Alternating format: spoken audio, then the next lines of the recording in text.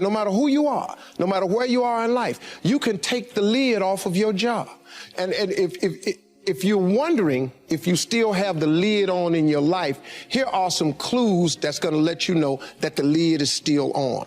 If you're not excited about waking up in the morning, if you're sitting around bored out of your mind, if you got time to do everything anybody asks you to do, you probably got the lid on. If when you tell your dreams to all your friends, it makes sense to them, you got your lid on, man. Your dreams should not make sense to everybody. You got to say something that make people go, how you going to do that? That's when you got the lid off. And if I were you, I'd do that. I'd take the lid off. Makes sense to me, don't it? I mean, look, in show business, that's all the time. You could come to work one day and they just say the show is canceled. What can you do? So what I've done is I've produced so much content. I got radio, I write books, I write movies, I do TV shows, I host TV shows. I got a game show, I do a Facebook watch show. I do so many. So when they come and they cancel something, I don't really give a damn. Because I got 8 more jobs. You know what I mean? I've just managed to stack. And then I'm always prepared. I prepare for what's coming. Here's the deal. Change is inevitable. So here's what's going to happen. No matter what's going on in your life, it's not permanent. Everything is going to change. So there's 2 things you can do with change. You can react to it or you can participate in it. It's going to change anyway. So if you keep waiting around, you're going to have to react to the change. And now you're behind. But if you participate in the change, if you know the job you have is not going to last forever, I'm just telling you. COVID proved that already. Where you go to work at every day, that's going to change. COVID proved that already. Your best laid plans has changed. So what you got to start doing is you got to start anticipating that it's going to change and just start living your life with the preparation for change. No matter what you're doing, you could be doing more. Remember that. It's 24 hours in a day. You got to use as many of those hours to prepare stability for yourself as you can. I said it online, I got in a lot of trouble. If you sleep 8 hours, you're not ever going to be rich. If you have any dreams of being rich, you cannot sleep 8 hours a day. It's only 24 hours in a day. If you sleep 8 hours, that's 1/3 of your life. How can you cannot be asleep 1/3 of your life and become successful. You can't. People got mad at me. They're talking about Steve Harvey prefers wealth over health. No, I'm just telling you, if your ass wants to hit it and be rich, you got to quit bullshit. You got to get your hustle and grind on. You can't sleep 8 hours. Well, how much you sleep? I sleep between 4 and 5 hours. If I get 6 hours, woof, I'm tired. Plus, I'm old. I got to get up. I want to see what today is. I can't miss nothing. Now, I'm old, man. I'm 64 years old, so I can't be laying in the bed waiting. I got to get up early. I'm up before the sun come up every day because I just want to see what else God got for me. He done gave me a lot. Might as well go see the rest of it, right? You can't see it sleep. So I've always prepared myself for what this business is. And for the first time, I've actually thought about retiring. This is the first time I've ever thought about retiring. So now I want to come home. I'm coming to Africa. The one thing that I have learned to relate to all of my children is to dream. There is nothing bigger than your dream. Nothing is greater than your dream. Now, as we sit in this great educational institution, I am not saying that your education is not important because it's tied to a lot of your dreams. But let me tell you something. There ain't nothing bigger than your dream. Because your dream will propel you to get the education. Don't you ever stop dreaming. Don't you ever stop imagining. And we're going to talk about them 2 things a lot. But don't you ever stop dreaming. Your Bible says a man without a dream or a vision shall perish. That's in your Bible. It ain't just in the one I read. Nowhere in there does it say without an education you perish. But it says without a dream or vision you perish. So if what you're dreaming about requires an education, it is then your dream that propels you to get the education. But the dream is bigger than anything, man. See, if it was an education that caused you to be greater successful, I ain't here today because I don't have one of them. But nobody could outdream me. Your dream is everything, man. It's the biggest part of your life. Look, man, it is that thing that God puts in you that don't let you sleep sometimes. It's your dream. It's that thing, that part of you, man, that wakes you up and stirs the very pit of your soul. I've always taught my children to dream. The secret, though, the secret to real success is if you tie your gift to the dream. Whatever position you find yourself in today, we put ourselves there by a series of thoughts and actions. Thoughts turn into things. That's very important to know.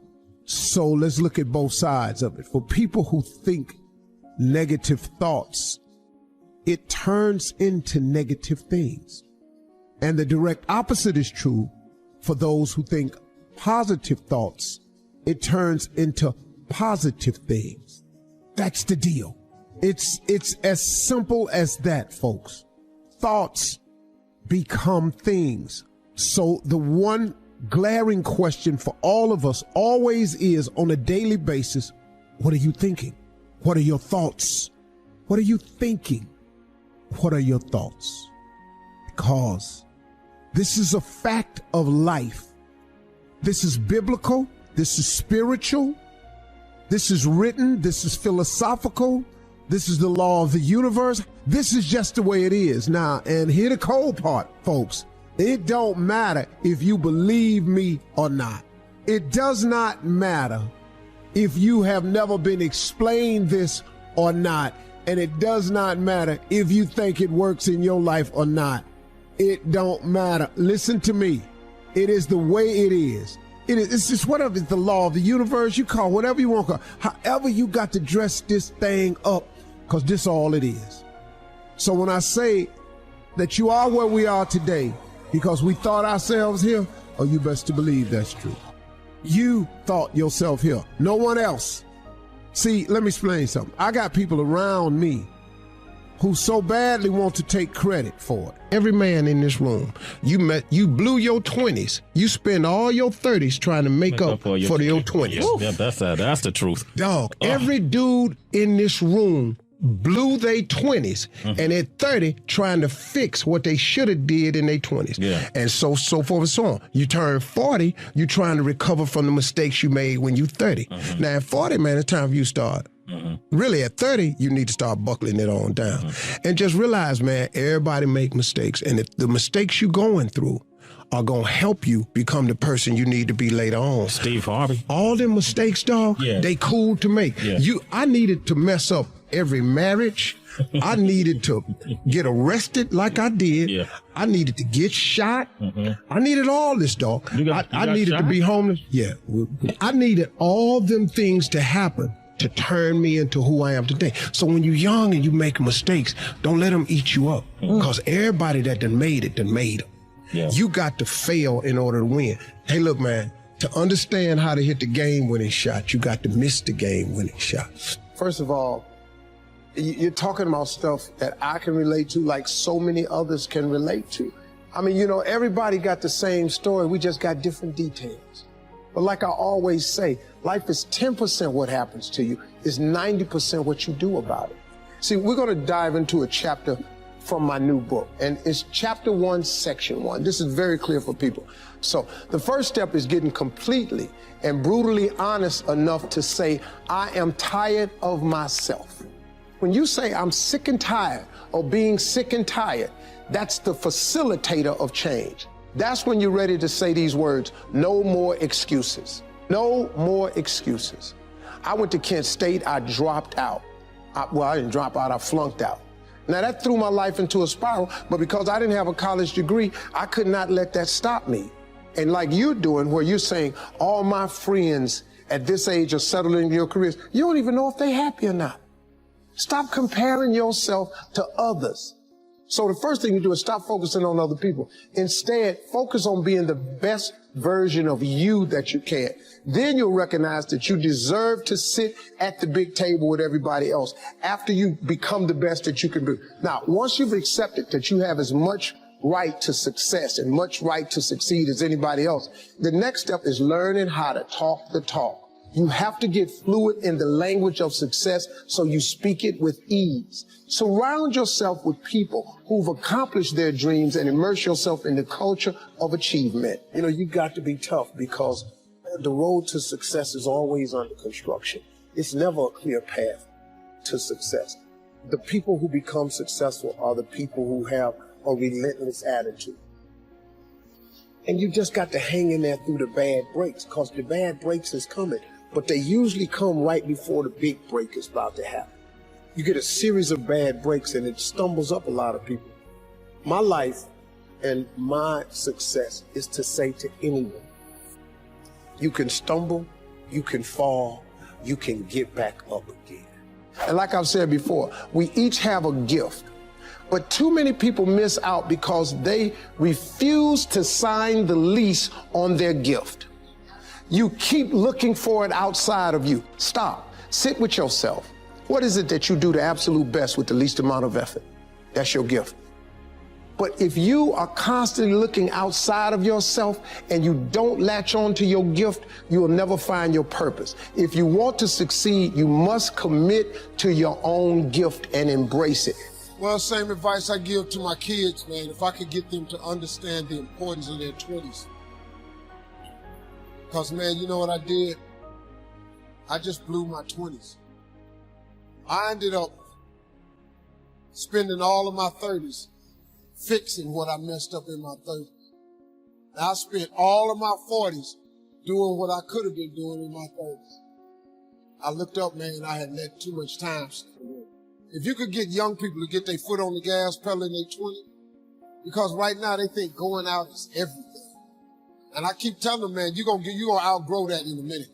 Because, you know, like at this age, it's when somebody says, hey, we're gonna go out to a club tonight. What? Go out to a club? Are you kidding me?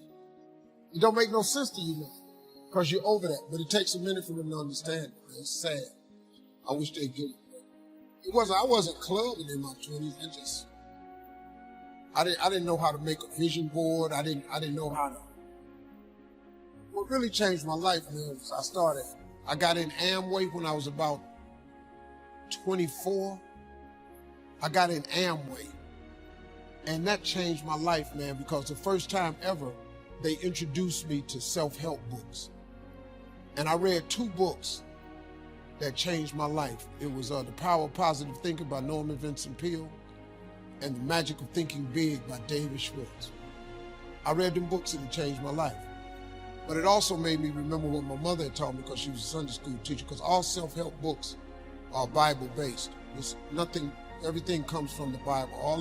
All of the self-help books, that's Proverbs. That's all it is. The book of wisdom and understanding. If you could read that, it'll change your life too. But sometimes you have regular books where you can relate to it differently. But it's all comes from the Bible. It's like a great book is The Secret. But if you read The Secret, it's all Bible verse. It's based on the Bible. You can't think of nothing new how to tell a person to succeed without the Bible. You can't.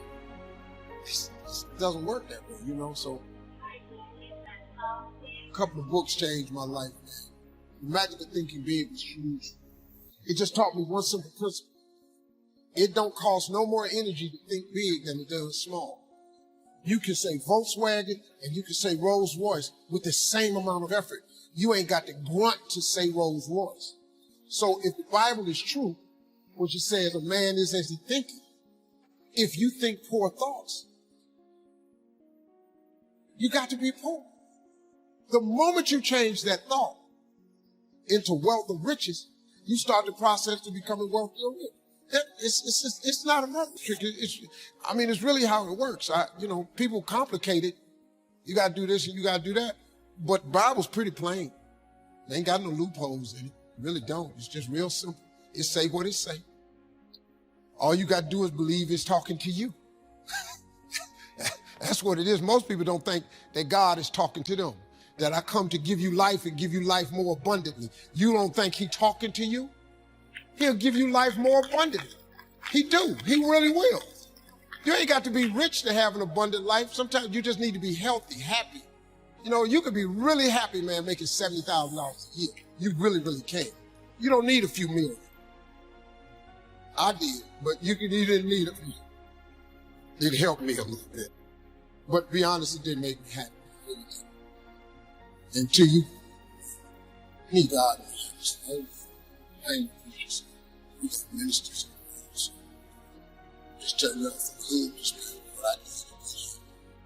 You can go to church and hear you. Come on, Father. You can pass me off and say, oh, if you don't believe me, you ain't got to. But I can take a sentence or a thought and make it common. Now, one dude told me once, yeah, well, I hear you said it was hard, but you ain't funny to me. I ain't got to be funny to you. You've never bought a ticket to see me. No, I haven't. I still made it. It doesn't matter what nobody else thinks. What they got to do? I don't think you're funny. Listen, let me tell you something.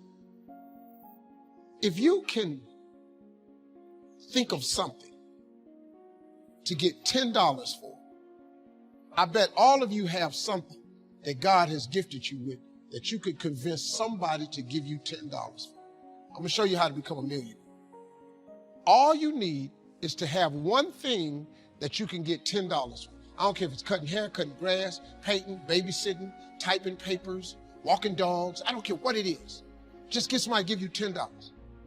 All I want you to do is do it and get $10. After you get $10, I want you to do it 10 more times. That's all. You have $100. When you get that $100, whatever you did to get the $100, I want you to do it 10 more times. You're going to have $1,000. Now, get a little tricky now.